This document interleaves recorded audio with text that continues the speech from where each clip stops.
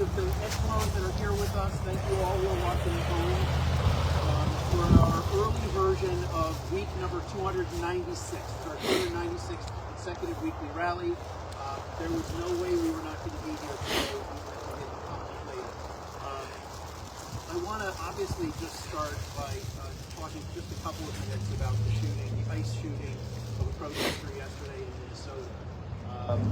There's a lot that can be said about what happened.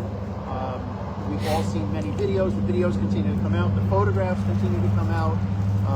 The stories of who this man was. What we will continue to find out about the training or lack of training of the particular ICE agents involved. It's obviously just an awful, unspeakable tragedy. And so because so much is to be determined, I'm not going to dwell on it too much today.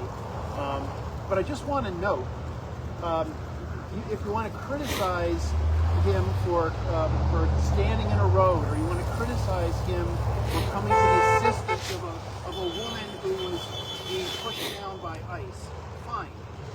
He was exercising 3 of his First Amendment rights: his right to free speech, his right to peaceably assemble, his right to petition the government to redress his grievances. He also happened to be, whether I like that right or not, he happened to be exercising his Second Amendment right as a licensed gun owner to carry a gun. You're not finding me at a protest with a gun? But as long as that's the law, that's the law. And so the criticism of him having a gun in his pocket or wherever it was, when one hand was out and the other hand held a phone, there's a lot to answer for that as well. The lies obviously came out right away. As soon as the videos came out, we heard that the videos contradicted the officials' accounts of what happened. I don't think that was surprising. And that's got to stop. That cannot be. It cannot be in a free society that we accept the government lying to us so easily, knowing full well that they will get away with it because their people will believe it no matter what. So that's another terrible part of this tragedy. Law enforcement has a job to do. They are there to protect and serve. I do not in any way say that they should not be protecting and serving, but they should be protecting and serving. And part of that is de-escalation. Part of that is for them to be trained in ways that we are not trained. If something happens 5 minutes from now, we're not trained what to do. I think all of us would know we should be sane, we should be smart, we probably should just walk away, but we are not trained in de-escalation tactics. But the police are, ICE is. And that is got to stop. These things have to be included. Having all these thoughts, spending my day yesterday, as I'm sure most of you did, watching what was going on. Kathy and I are preparing for an event later in the night that I'll talk about in a sec. And so I went to take my shower. I always listen to music in the shower. And hearing this week that the Eagles' greatest hits had just become the first quadruple platinum album of all time, selling 40 million records. I said, well, that's a good album for me to listen to today. Turned it on, started hearing the beautiful sounds of the opening chords of Take It Easy, knowing the album's penultimate song is Peaceful, Easy Feeling. And I immediately said, I can't listen to this right now. It felt wrong to be listening to Take It Easy, Peaceful, Easy Feeling.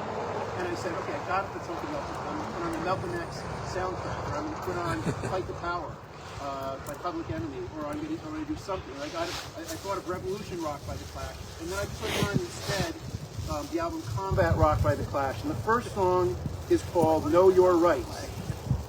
And I'm not gonna dance, but I am going to, if I can find it, the lyrics to Know Your Rights.